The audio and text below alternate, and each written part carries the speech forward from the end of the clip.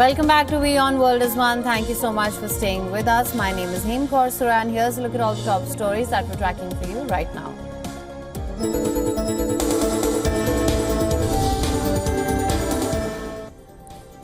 The U.S. Justice Department has fired Maureen Comey, the daughter of former FBI Director James Comey, and a prosecutor in the federal cases against Sean Diddy Combs and Jeffrey Epstein. Reportedly, no specific reason was given for her firing. Maureen Comey was a veteran lawyer in the Southern District of New York, long considered the most elite of the Justice Department's prosecution offices. Her cases included the sex trafficking prosecution of Epstein, who killed himself behind bars in 2019, and the recent case against Combs, which ended earlier this month with a mixed verdict.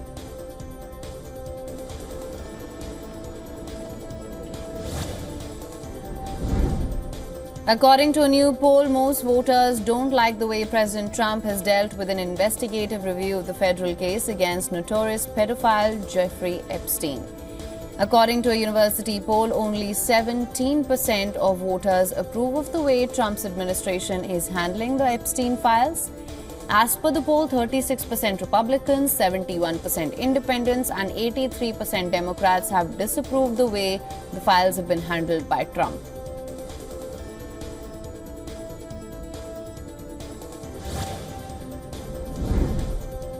The Syrian Observatory for Human Rights War Monitors said that the violence in Sweida province had left more than 350 people dead, including government forces, local fighters, and 27 Druze civilians killed in summary executions. The Syrian army began withdrawing from the city of Sweida in implementation of the terms of the adopted agreement after the end of the sweep of the city for outlaw groups. The withdrawal comes amid a request from the US for the Syrian government to leave the majority Druze region.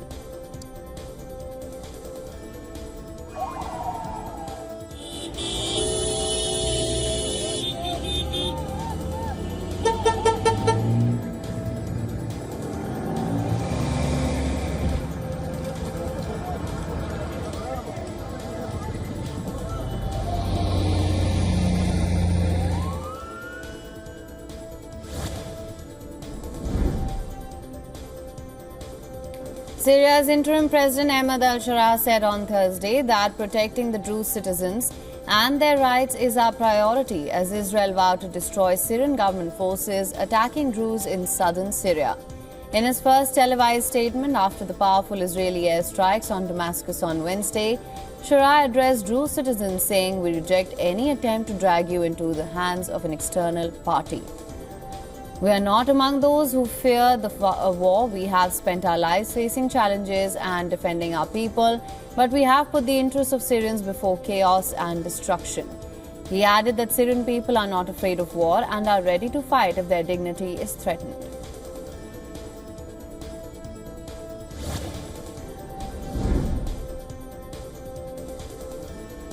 Hague Group countries pledged during their meeting in Bogota to prevent arms and ammunition exports to Israel. In the emergency meeting in Colombia, the members deemed necessary to take measures against the risk that the actions of Israel in the region. Colombia hosted the two-day summit, expressing its commitment to finding solutions to combat Israel's military operation in Palestine. The meeting included representatives from over 30 countries, including Brazil, Bolivia, Chile, China, Cuba, Egypt, and Spain. The Hague Group was created last January to pressure Israel to stop the genocide it is perpetrating against the Palestinian people.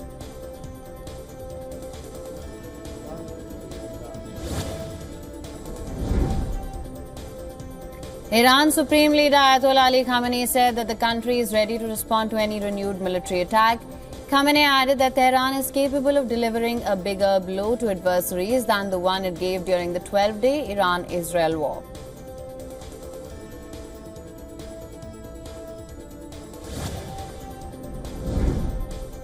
Investigators looking into the 12th of June Air India crash are reportedly studying problems in the plane's electrical as well as the software systems. These problems may have caused the plane to act on its own without pilot control.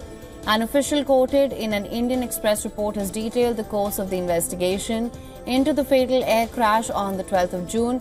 that crashed less than a minute after taking off from Ahmedabad, killing 260 people, including 241 passengers and crew on board. The official quoted in the report said that the investigators are studying technical snag just hours before Air India crash, with focus on whether fuel switch can turn off without pilot command.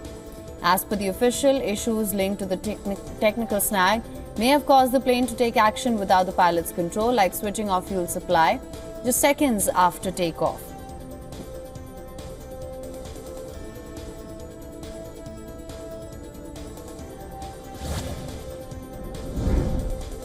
The Federation of Indian Pilots strongly rejected the assumptions based on the Air India plane crash report. The FIP, a professional pilots body, issued a statement on the preliminary investigation report on the Air India Boeing 787 plane crash in Ahmedabad, expressing concerns over assigning blame to the pilots. The pilots body said that it stands in solidarity with the crew and their families and reiterates its call for a fair, transparent and evidence-based investigation before any definitive conclusions are drawn.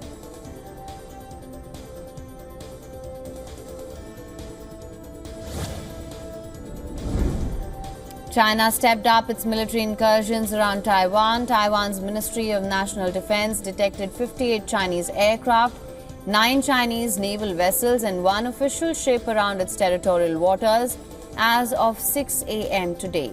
As per the Ministry of National Defense, of the 58 sorties, 45 crossed the median line and entered Taiwan's northern, central, southwestern and eastern zones.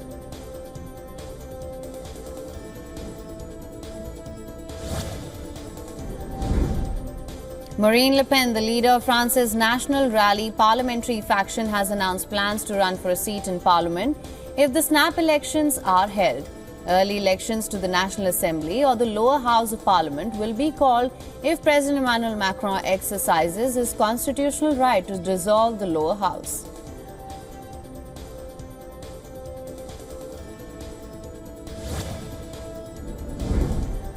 Bangladesh has halted the demolition of the property of noted filmmaker Satyajit Ray. This after India on Tuesday called on Bangladesh to reconsider its decision to demolish the ancestral property of noted filmmaker Satyajit Ray and offered help to preserve the iconic building as it symbolizes Bangla cultural renaissance. Describing the move to demolish the landmark building as a matter of profound regret, New Delhi also urged Dhaka to convert it into a museum, symbolizing shared culture of the two countries, and pledged to extend cooperation for it.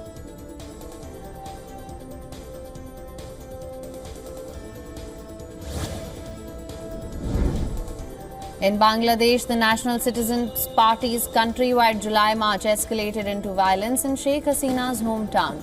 The clash between Hasina's Awami League supporter NCP and police claimed 4 lives. The clashes were triggered after NCP attempted to foil a rally. This newly formed party, NCP, was made up of many students who spearheaded the uprising last year. Bangladesh's interim leader, Muhammad Yunus, termed the attempt to foil the NCP rally a shameful violation of their fundamental rights. In a statement from his office, Yunus said that the heinous act will not go unpunished.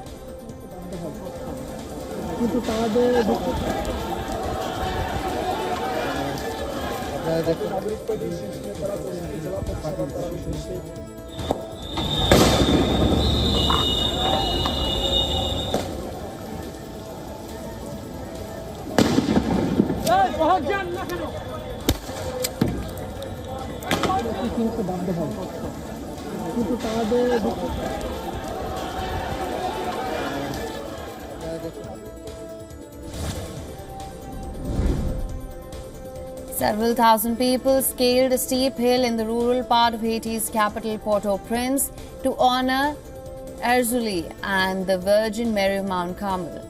The small church replaced Sodo after violent gangs attacked the town in March, where the 100-foot waterfall had attracted thousands of Voodoo and Christian followers for decades.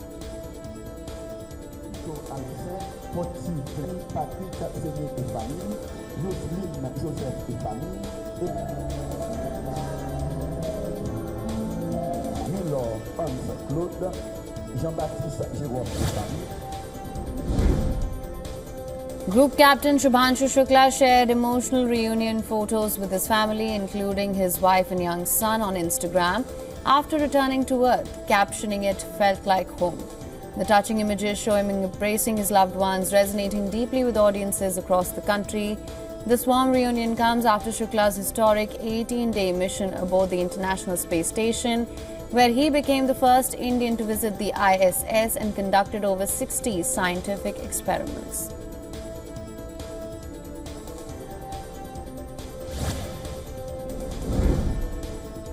Pakistan's National Cybercrime Investigation Agency has summoned Alima Khan, the sister of jailed former Prime Minister Imran Khan, to appear before its investigation officer today at the agency's Lahore office as part of an ongoing probe into alleged anti-state activities on social media. The summons relates to an inquiry linked to a case registered against her on the 27th of May 2027. The notice to Alima states that the failure to comply would be interpreted as a refusal or inability to present a defense, and that in the event of non-compliance, legal proceedings would move forward in absentia.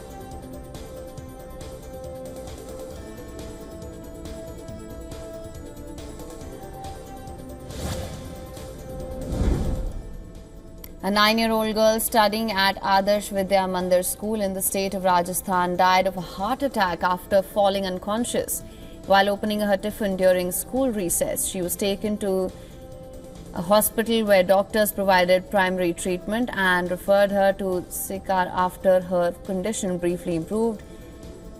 Tragically, Prachi died on the way to the hospital due to cardiac arrest.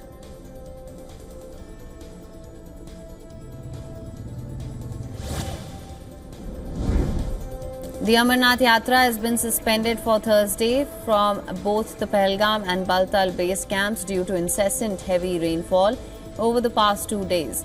The Jammu and Kashmir Information Department announced the suspension comes as authorities rush to carry out urgent restoration work on the pilgrimage tracks, which have been affected by the downpour.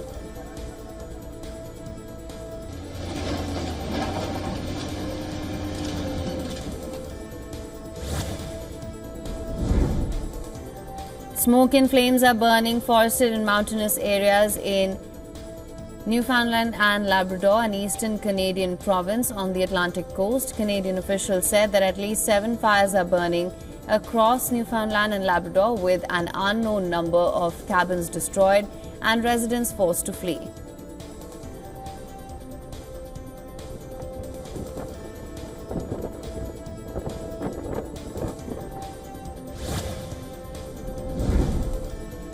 The yen slid as concerns mounted over a pivotal election in Japan and a still elusive trade deal with the US to avoid a punishing rise in tariffs. Japan's currency traded near a 1-year low against the euro as polls showed Prime Minister Shigeru Ishiba's coalition was in danger of losing its majority in the upper house. The US dollar staged a meager recovery after US President Donald Trump denied he was planning to fire Federal Reserve Chair Jerome Powell. Investors remain focused on tariffs ahead of an August 1st deadline, when many trading partners face higher trade levies.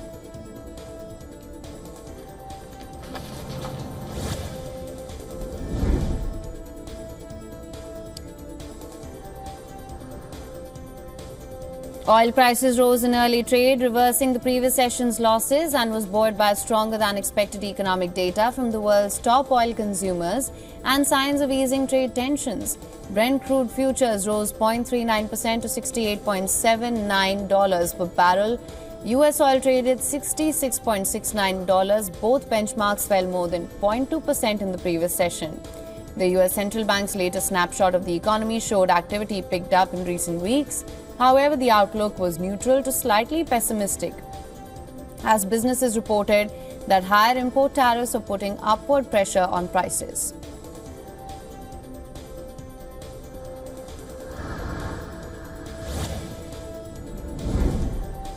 Japan's exports fell for a second straight month as sweeping US tariffs took a toll on the country's manufacturers, with its fragile economy exposed to greater risk from the global trade war in the coming months.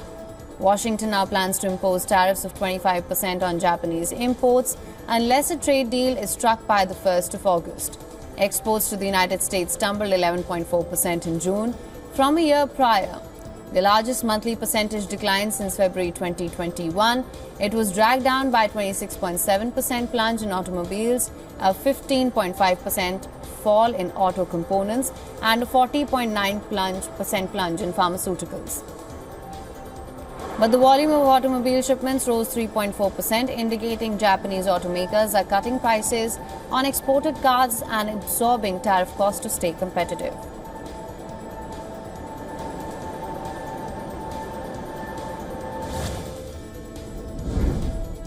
U.S. businesses told the Federal Reserve in June and early July that the loss of immigrant labor is adding to their struggles with the effects of fast-changing trade policies as the Trump administration's economic strategies began gaining traction.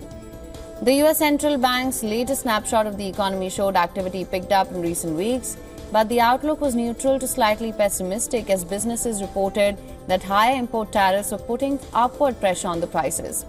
All districts reported the impact of trade policy, with only a few examples of businesses citing benefits. Many mentioned the effect of price increase and in some cases a slowdown in business.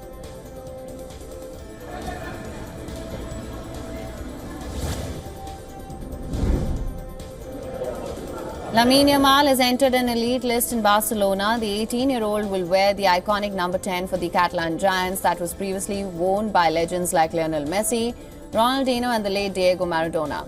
Yamal also signed a contract extension that will keep him at Camp Nou till 2031. The teenager has risen through the ranks of the club's famed La Masia Youth Academy. It's the same academy that produced talents like Messi. Yamal has often been compared to the Argentine. The winger was instrumental for Barcelona last season and helped them win the La Liga and Copa del Rey.